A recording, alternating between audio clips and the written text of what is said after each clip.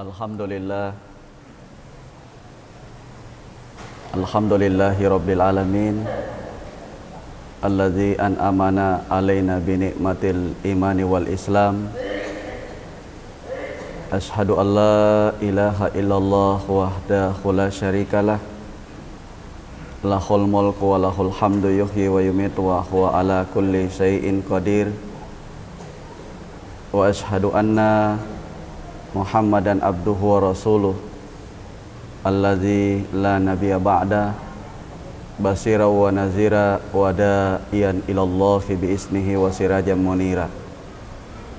Allahumma salli wa sallim wa barik ala hadzal nabiyil karim sayyidina wa maulana Muhammadin wa ala alihi wa sahbihi ajma'in, amma ba'd.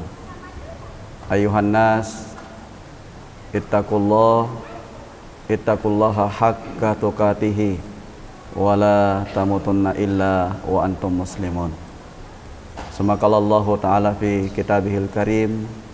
A'udzubillahi minasyaitonir rajim. Bismillahirrahmanirrahim. Wa man a'rada an zikri fa inna lahu ma'isyatan danka wa nahsuruhu yaumal qiyamati a'ma. Sadaqallahul azim. Masyiral muslimin, sidang jamaah Jumat insyaallah sama dirahmati dimuliakan Allah Subhanahu wa taala. Hari ini Jumat yang pertama di bulan Sya'ban tahun 1444 Hijriah. Sama kita tahu dan kita paham, bulan Sya'ban adalah bulan yang diapit oleh dua bulan mulia, yaitu Rajab dengan bulan suci Ramadan. Di bulan Sya'ban turun perintah Allah Subhanahu wa taala, yang mana Rasulullah sallallahu alaihi wasallam selama itu selalu menengadahkan wajahnya ke langit, meminta dan memohon kepada Allah agar Rasulullah, sahabat dan umatnya diberi kiblat ibadah yang tadinya selalu menghadap ke Baitul Maqdis. Semoga turun perintah dan petunjuk Allah Subhanahu wa taala agar umat Islam juga punya kiblat ibadah. Dan Allah Subhanahu wa taala menjawab keinginan Nabi kita itu dengan menurunkan ayat di surah Al-Baqarah ayat 144, yang mana Allah perintahkan agar Nabi menghadapkan wajahnya ke arah Masjidil Haram. Fawalli wajhaka satral Masjidil Haram. Artinya apa? Umat Islam sudah punya kiblat tersendiri. Yang tadinya solatnya menghadap ke Baitul Maqdis, Allah perintahkan di bulan Sya'ban turun perintah itu, yang mana Rasulullah, sahabat dan umat saat itu menghadapkan wajah ibadahnya, wajah perhikmatannya kepada Allah ke Masjidil Haram. Yang kedua, di bulan Sya'ban turun perintah Allah Subhanahu wa taala kepada umat Islam di tahun kedua Hijriah. Umat Islam diperintahkan untuk melaksanakan ibadah puasa Ramadan. Jadi ibadah puasa Ramadan turun di bulan Sya'ban di tahun kedua hijrahnya Nabi kita Muhammad sallallahu alaihi wasallam. Jadi Nabi kita itu cuma 9 tahun menjalankan ibadah Ramadan. 9 tahun bertemu dengan Ramadan. 9 tahun menghidupkan ibadah Ramadan, kemudian berpulang menghadap ke hadratullah. Di bulan Sya'ban ini jugalah Allah Subhanahu wa taala mengangkat semua kebaikan-kebaikan yang kita lakukan, dan kebaikan-kebaikan yang kita lakukan juga akan dilipat gandakan keberkahannya oleh Allah Subhanahu wa taala. Bahkan para ulama salaf itu mendudukkan Sya'ban tidak jauh beda dengan ibadah suci Ramadan. Karena bulan Rajab itu adalah bulannya Allah, Sa'ban adalah bulannya Nabi kita Muhammad sallallahu alaihi wasallam, dan Ramadan itu adalah bulan terbesarnya umat Rasulullah sallallahu alaihi wasallam. Bahkan Nabi memberikan ilustrasi kalau Rajab itu sama dengan angin, Sa'ban itu sama dengan awan, dan Ramadan itu sama dengan hujan. Jadi angin itu yang mengumpulkan awan yang berserakan.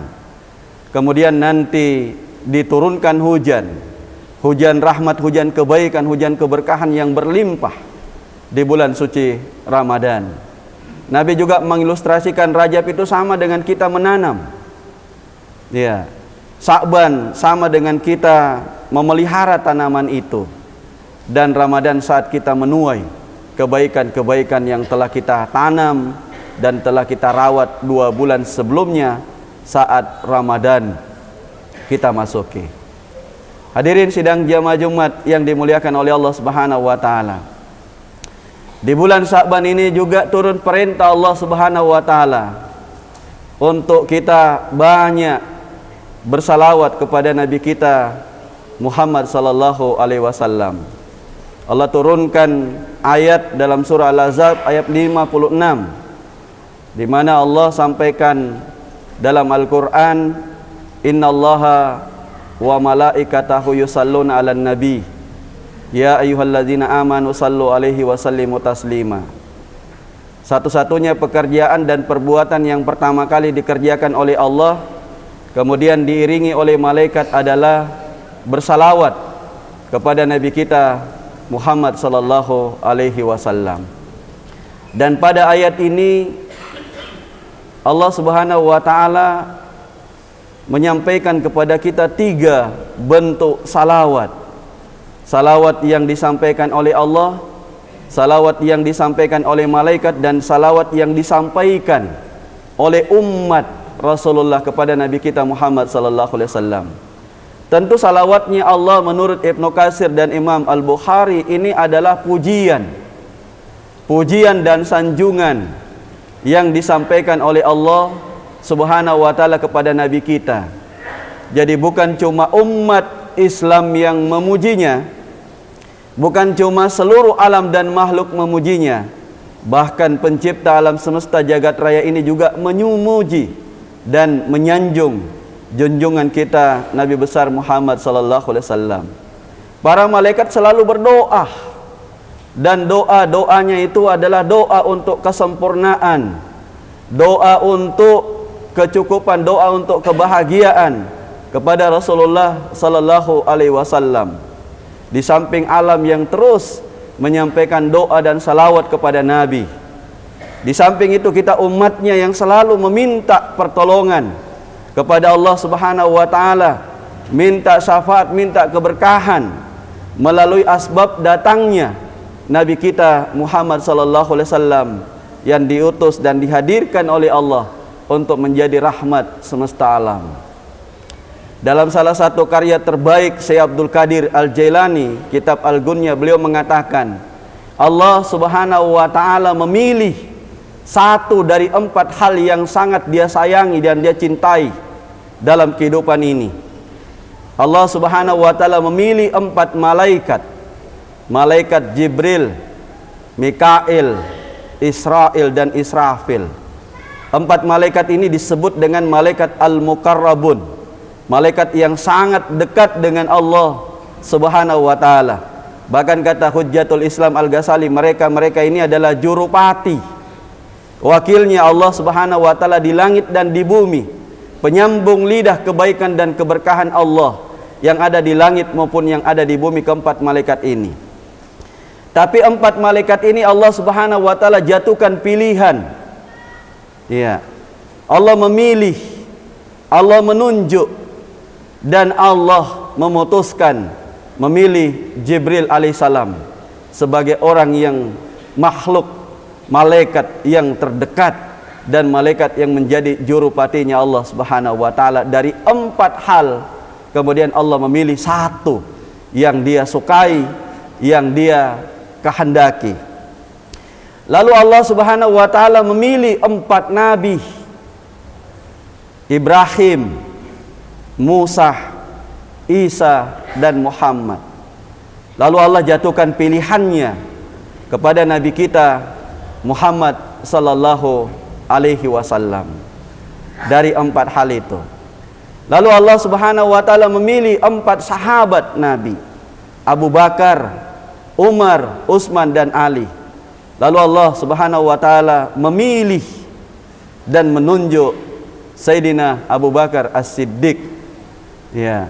Lalu Allah Subhanahu wa taala memilih 4 masjid yang mulia di alam ini. Masjidil Haram, Masjidil Aqsa, Masjidil Nabawi, dan Masjid Tursinah. Lalu Allah memutuskan menetapkan Masjidil Haram sebagai pilihan dan kecintaan serta kesenangan Allah Subhanahu wa taala. Lalu Allah Subhanahu wa taala memilih 4 bulan yang Dia cintai. Bulan Rajab, bulan Ramadan, bulan Muharram, dan bulan Sa'ban. Lalu Allah memilih bulan Sa'ban, Sahrun Nabi, bulannya Nabi kita Muhammad sallallahu alaihi wasallam. Bulan tak kala Allah turunkan perintah untuk bersalawat kepada junjungan kita Rasulullah sallallahu alaihi wasallam. Tidak berlebihan kalau Allah memilih Sa'ban, karena berkaitan dengan Nabi kita, berkaitan dengan kecintaan Allah kepada kekasihnya, berkaitan dengan kemuliaan dan keberkahan yang ada di dalamnya, yang hakikatnya sama dengan Ramadan. Bahkan para ulama salaf mengatakan jembatan yang akan menghubungkan kita dengan Ramadan, dan tidak akan bisa kita meraih keberkahannya Ramadan kalau kita tidak memakai jembatannya Rajab dan jembatannya Sa'ban.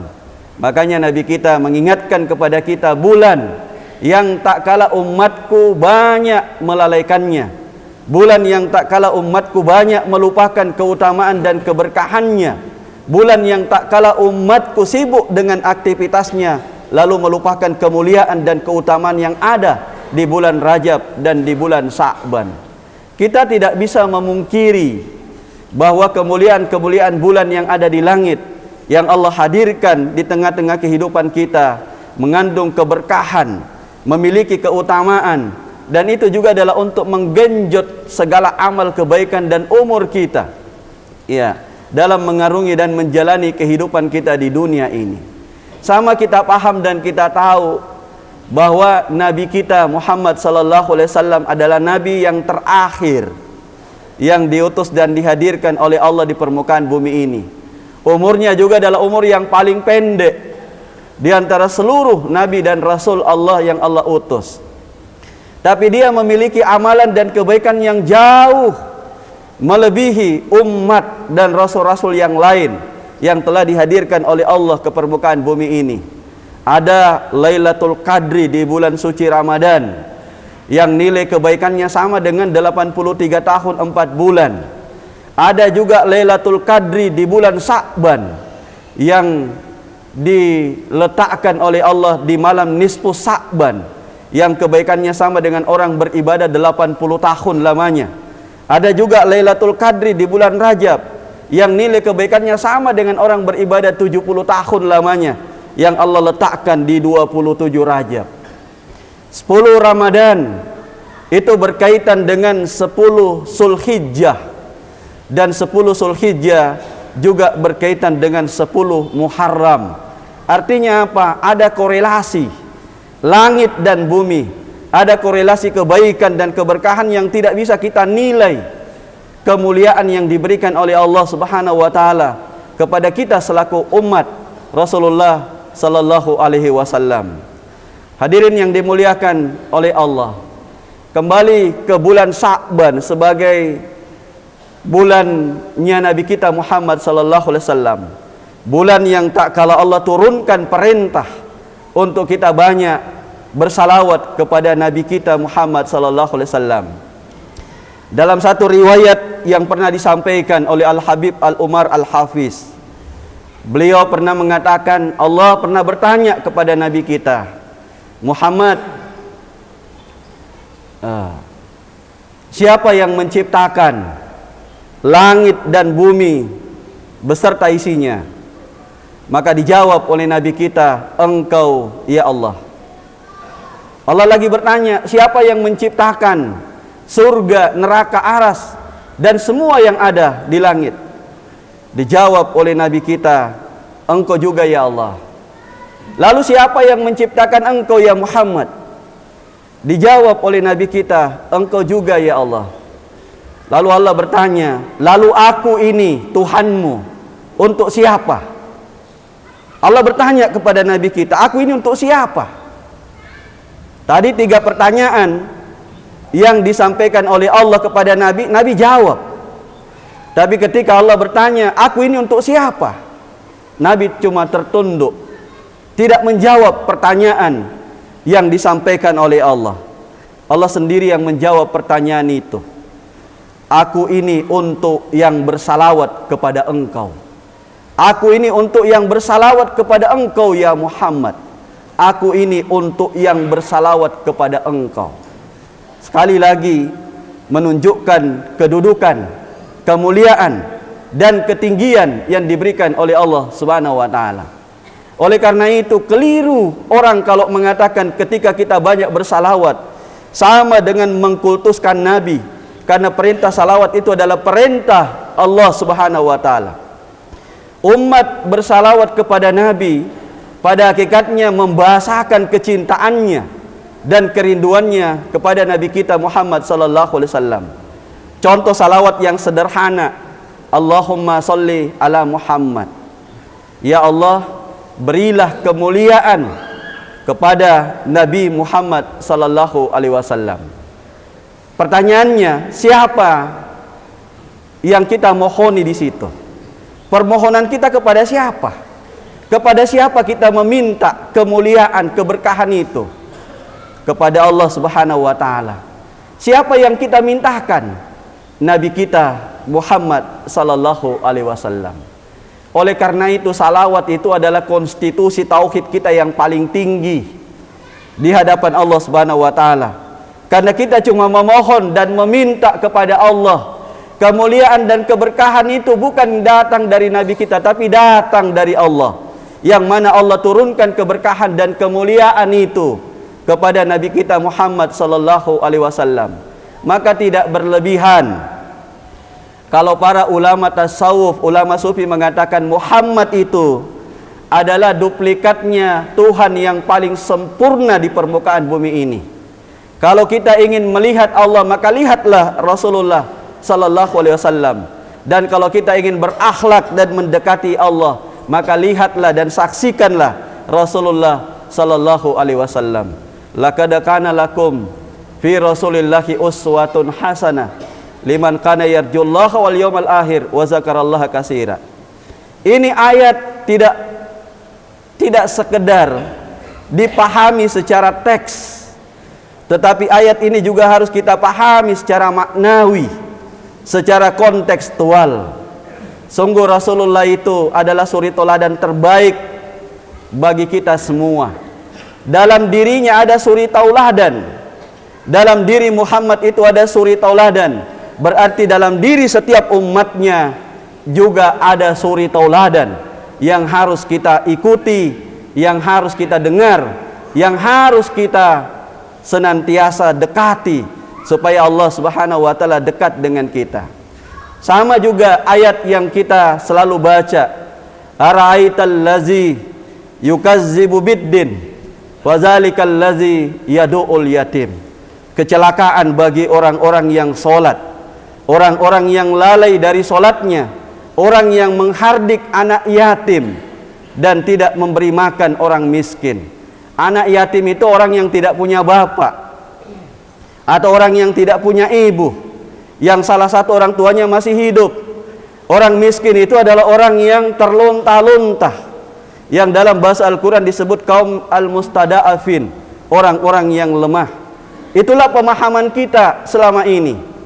Kenapa para ulama hikmah mengatakan kalau kamu mempergauli manusia, pergauli mereka dengan hati kamu yang bersih, pergauli manusia itu dengan jiwa dan batin kamu yang indah. Kenapa perkataan itu? Apa relevansi perkataan itu dengan ayat ini? Siapa yang disebut anak yatim di dalam ayat ini? Dan siapa yang disebut orang miskin di dalam ayat ini? Sekali lagi, anak yatim yang disebut ayat ini secara maknawi itu adalah Nabi kita Muhammad sallallahu alaihi wasallam, dan yang disebut orang miskin itu adalah Nabi kita Muhammad sallallahu alaihi wasallam. Maka ketika kita menghardik anak yatim, menghardik manusia, sama dengan kita menghardik hakikat kedirian kita yang pada hakikatnya juga adalah merupakan titipan nur yang dititip oleh Allah Subhanahu wa taala masuk ke dalam diri kita. Hidup ini indah. Tidak ada pertentangan, tidak ada konflik. Tidak akan ada satu sama lain yang menyalahkan, yang menyakitkan, yang mendiskreditkan. Karena pada hakikatnya kita satu.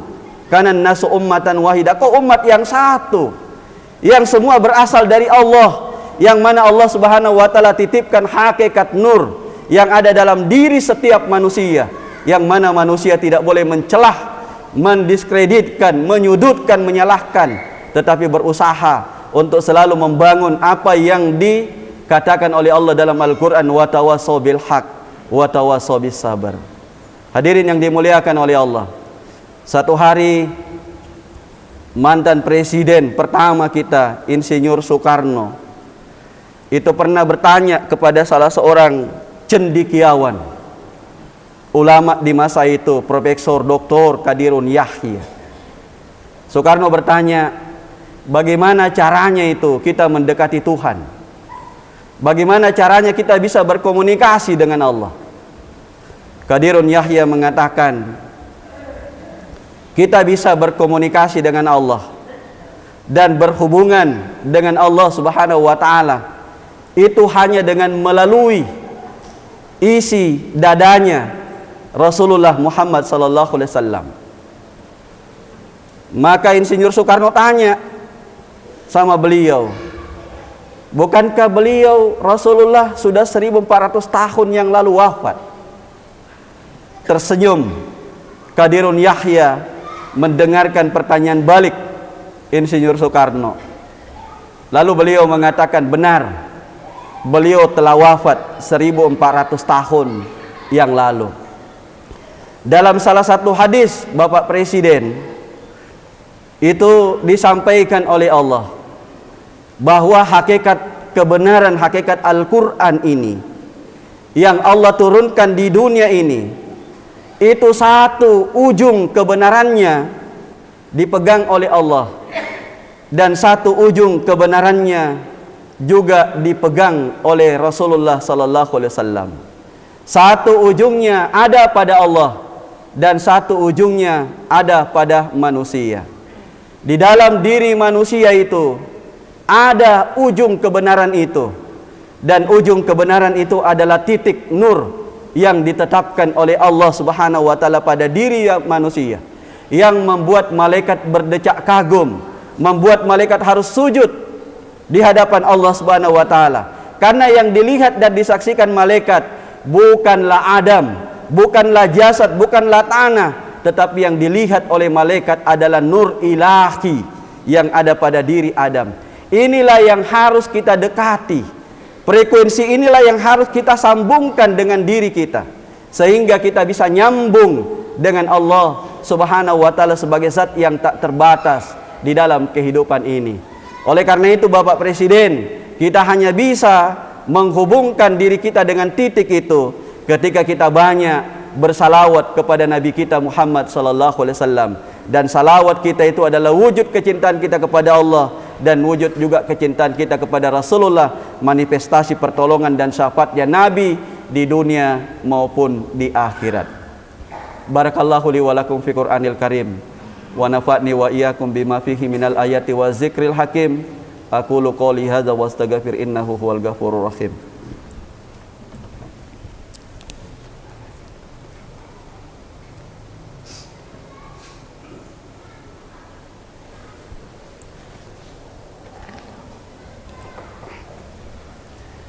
Alhamdulillahi wa kafa wa usalli wa usallim ala sayyidina Muhammadin al-Mustafa wa ala alihi wa sahbihi ahlil wafa.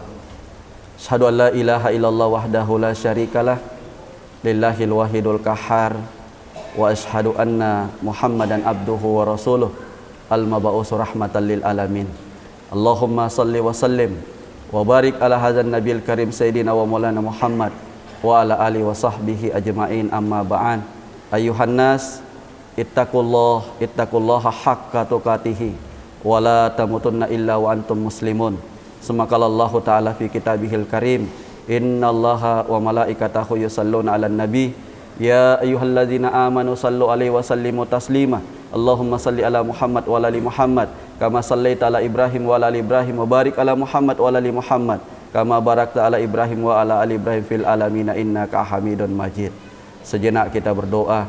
Allahumma ghafir lil mu'minina wal mu'minat wal muslimina wal muslimat al ahya'i minhum wal amwat innaka sami'un qaribun mujibud da'wat ya qadiyal hajat. Allahumma inna nas'aluka salamatan fid din wad dunya wal akhirah wa afiatan fil jasad wa siyadatan fil ilmi wa barakatan fil rizqi wa taubatan qablal maut wa rahmatan indal maut wa magfiratan ba'dal maut. Allahumma hawwin alaina fi sakaratil maut wan najata minan nar wal ahwa indal hisab. Allahumma inna nas'alukal huda wat tuqa wal afafa wal ghina. Allahumma inna nas'aluka ridaka wal jannah wa na'udzubika min syahatikan nar. Allahumma rabbana atina fid dunya hasanah wa fil akhirati hasanah wa qina azaban nar wa qina azaban nar wa qina azaban nar. Ibadallah, innallaha ya'muru bil adli wal ihsan wa ita'izil qurba wa yanhanil fahsya'i wal munkar wal baghi ya'izukum la'allakum tadhakkarun. Fazkurullaha azim yashkurkum was'alu min fadli yu'tikum wa la zikrullahi akbar wallahu ya'lamu ma tasna'un.